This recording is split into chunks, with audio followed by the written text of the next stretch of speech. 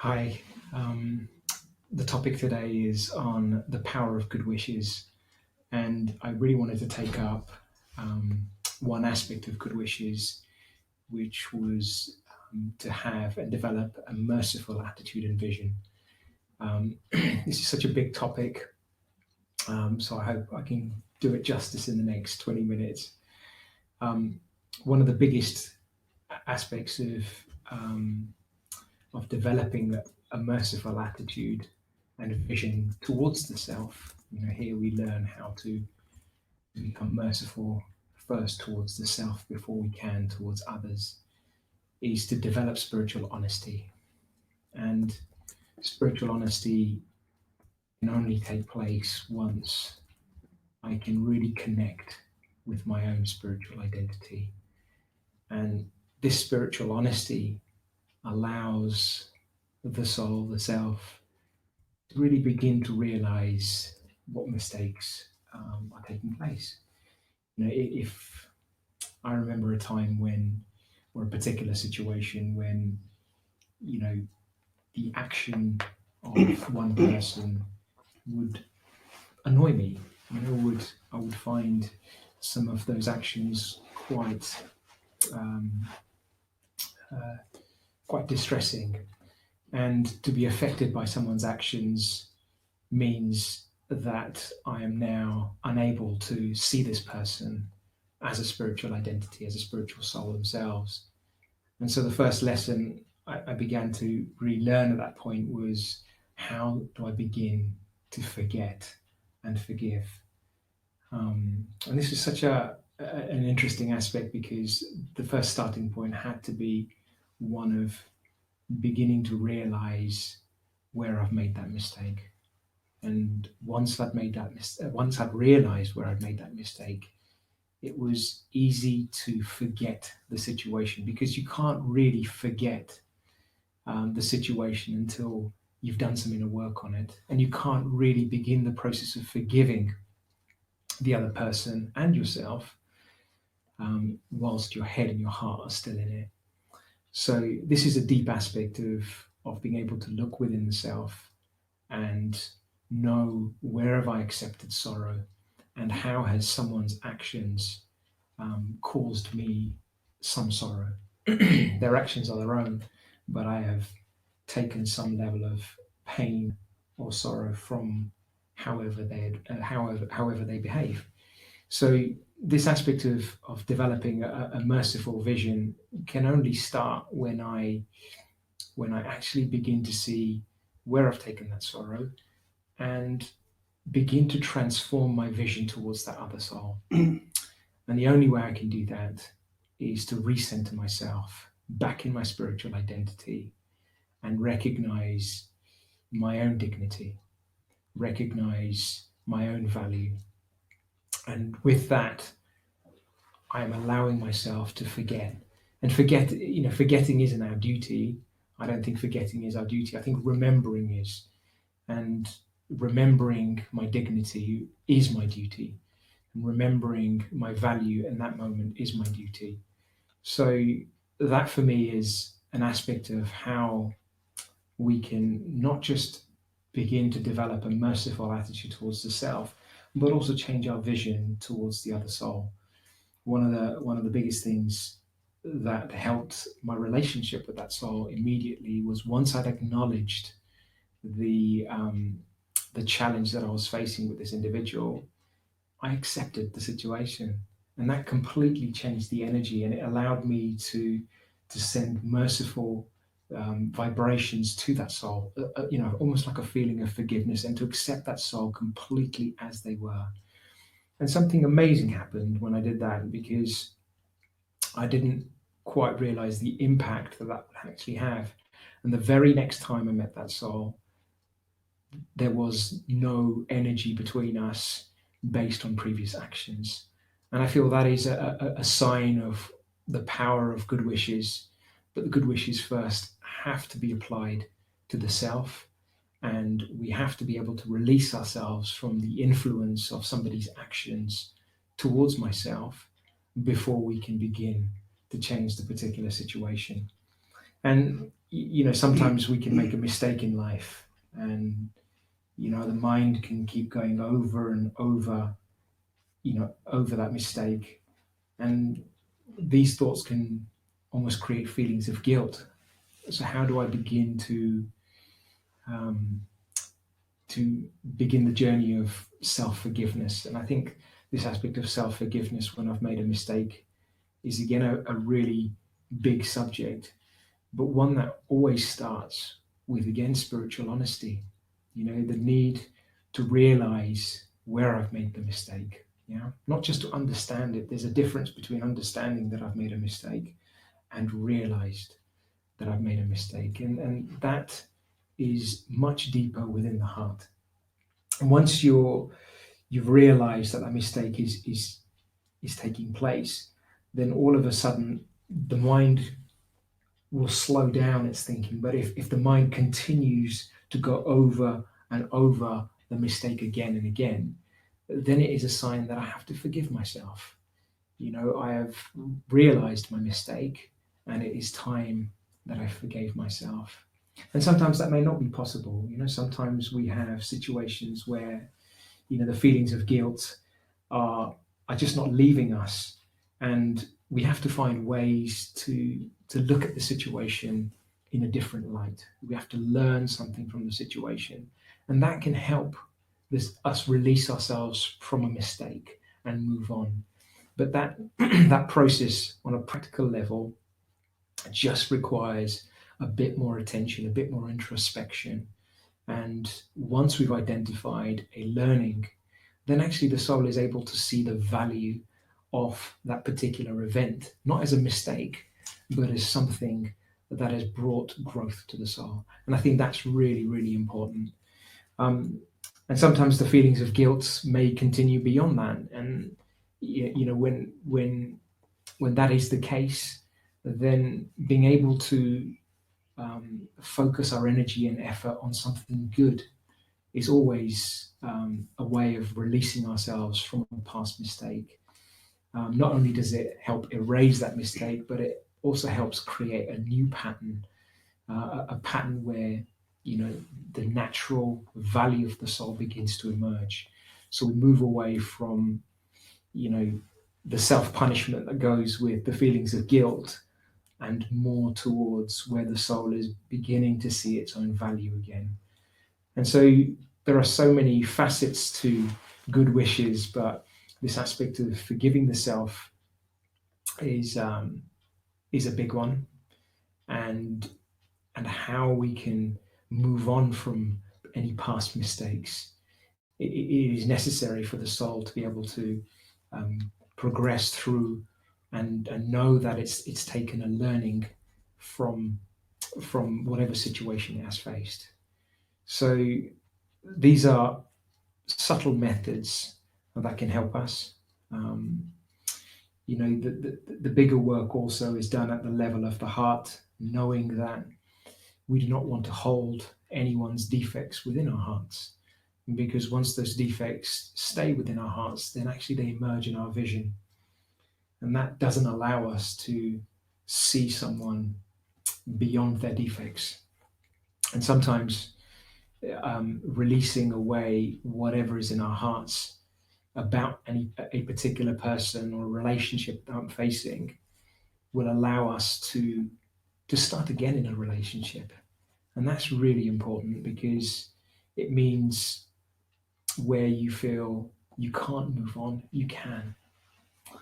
And so this aspect of forgetting is significant, because the first thing we have to do to forget is remember our own dignity, remember our own identity, remember that we are souls interacting with other souls and spiritual beings that are living true to our own values.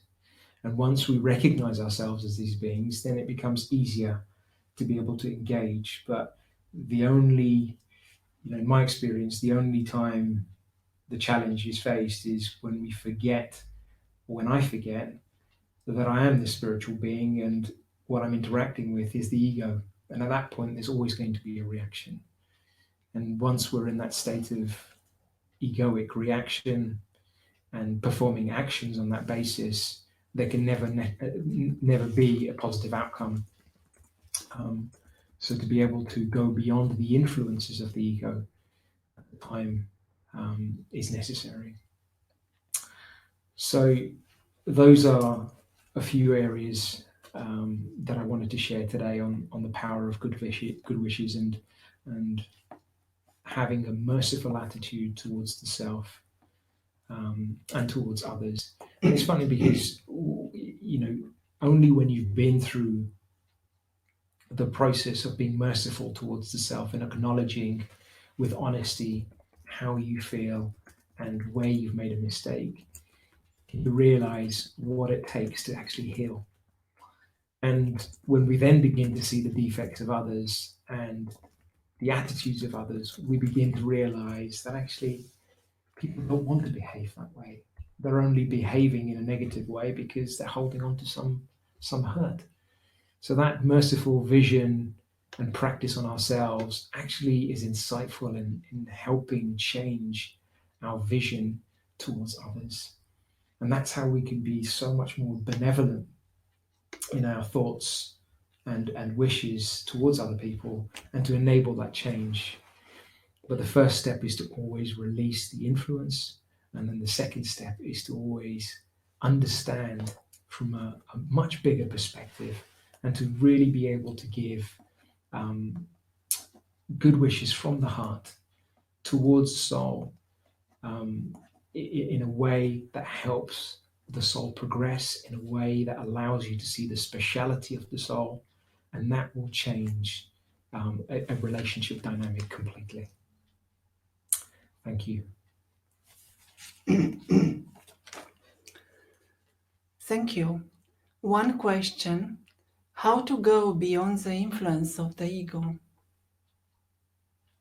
It's a good question. The ego, when the ego is active, the ego will respond in a particular situation, and there will be emotion when the ego is active. And to go beyond the influence of the ego requires such a greater understanding of your own spiritual identity.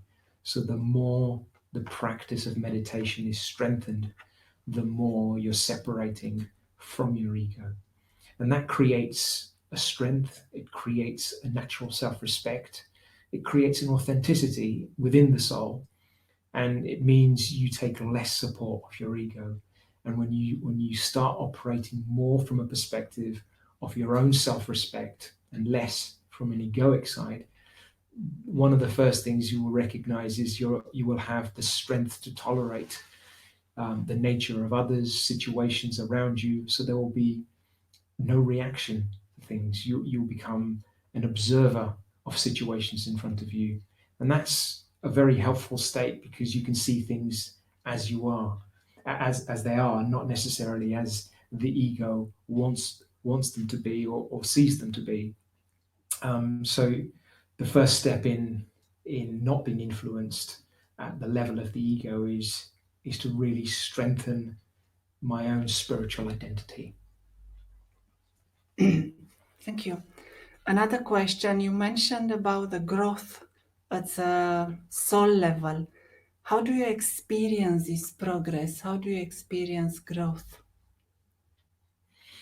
Yeah, so growth will come in a number of ways. One of the first aspects of growth is my ability to concentrate. And when I'm practicing meditation over a long period of time, there will be greater concentration. And concentration is a sign that I'm growing within, and that will help in enabling or maintaining the stage of my own spiritual identity. The second is the quality of my relationships. That will demonstrate my growth as a spiritual being, because the more I'm centered within my own spiritual identity, the more I will bring out my natural core qualities. And my natural core qualities are those of love, peace, purity, wisdom, happiness. And if I can express myself with those core qualities and other virtues that support those core qualities, then in many respects, that becomes my measure of success. That becomes a sign that I'm growing as a spiritual being and I'm taking more support from my own spiritual identity. And it's interesting because when the soul feels this more and more naturally, this way of life more and more naturally, the egoic supports just naturally begin to fade away.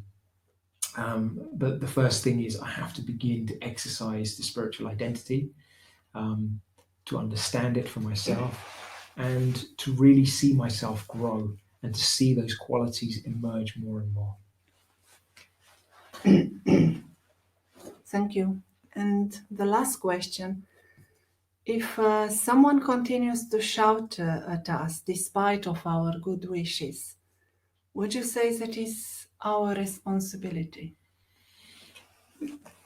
That's a really interesting scenario. Um, People will shout, we will face many difficult situations. It only becomes our responsibility when I have accepted sorrow in that particular situation.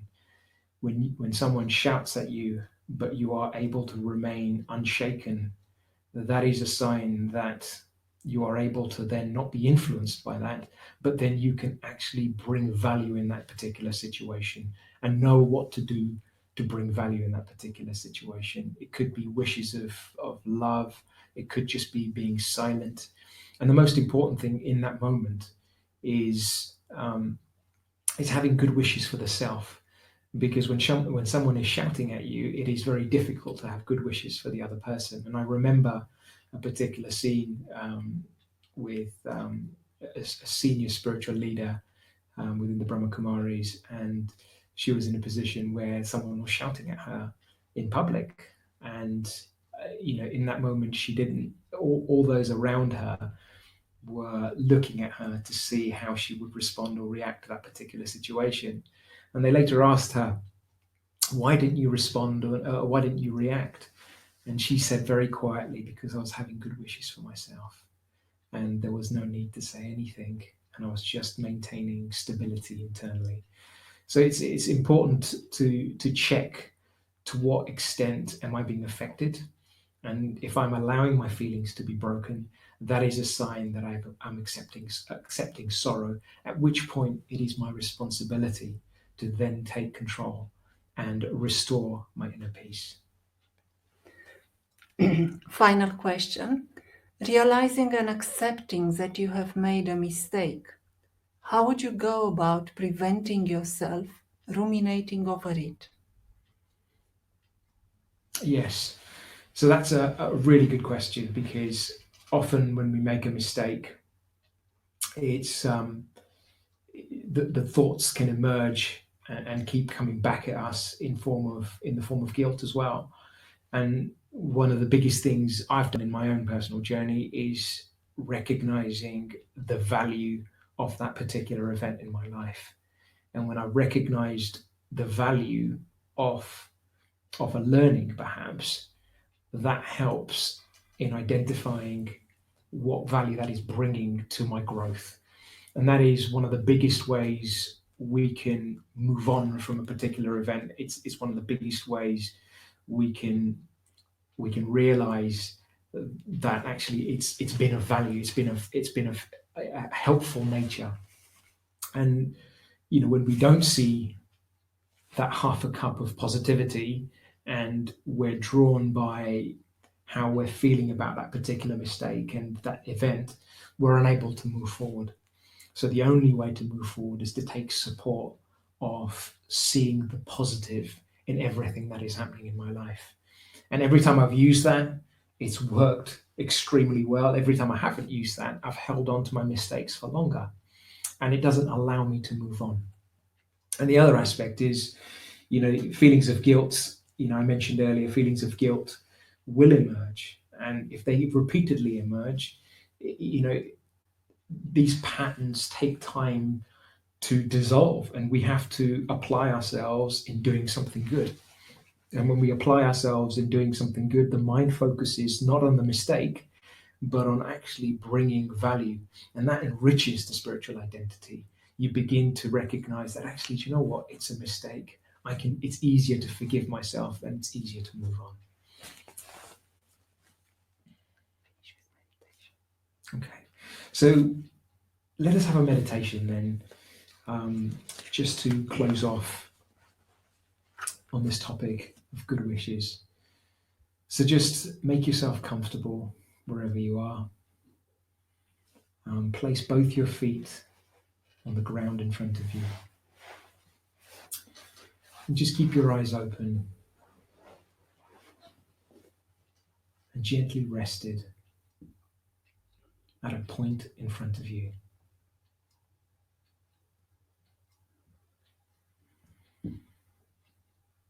And now just focus your energy and attention to your breathing. The in-breath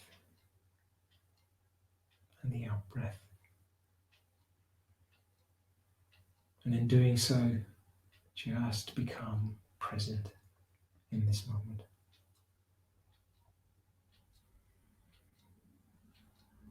Recognize the way you feel, the calmness as you breathe in, and the release of any tension across your body as you breathe out. And now just turn your attention to the center of your forehead, between the eyes. And as you focus your attention at this point, just begin to recognize that I am a spiritual being that is separate from this body.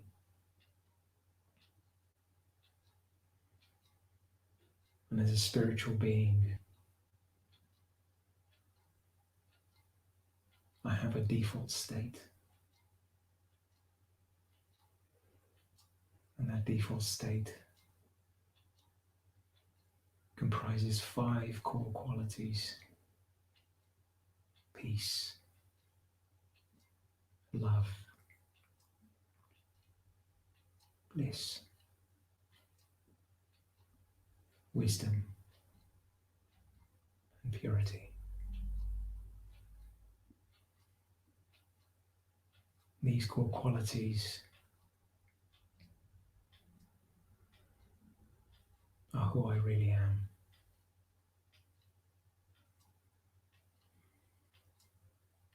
And when I center myself in these core qualities, I recognize my spiritual identity.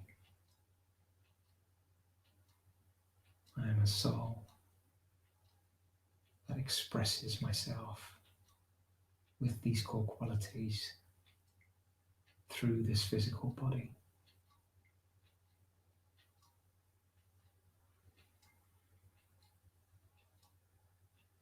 And this recognition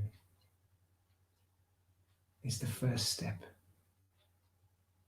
in having good wishes for the self,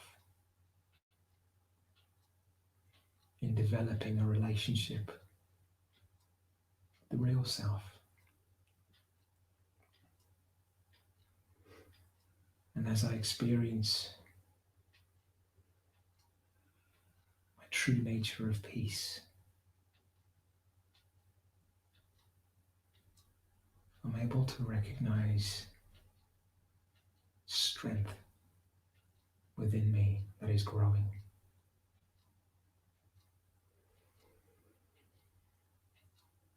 And as I detach from this physical costume,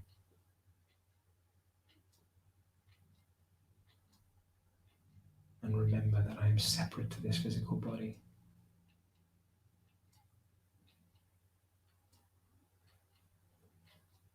I'm able to recognize a divine source,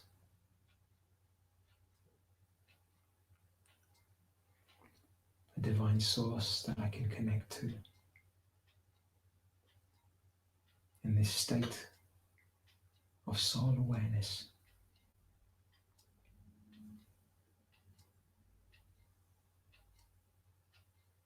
And this source charges me like a battery.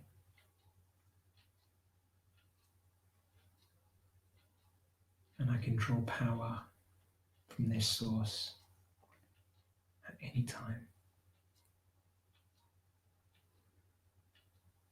to fill myself up with the power of peace and this loving divine connection.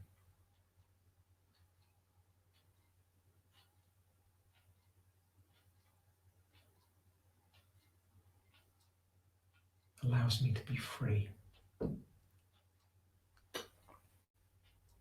Free from any burdens, free from any bondages, any mistakes. And in this awareness, I can begin to have mercy for the self. In this awareness,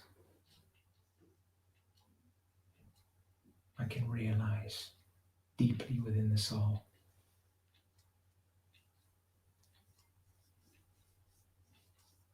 I can see myself with clarity, with benevolence, and with love. And it is easy then to let go of any past mistakes,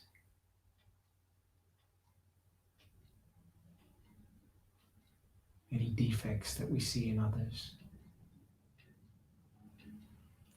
and to behold and to be holding a vision of benevolence towards others.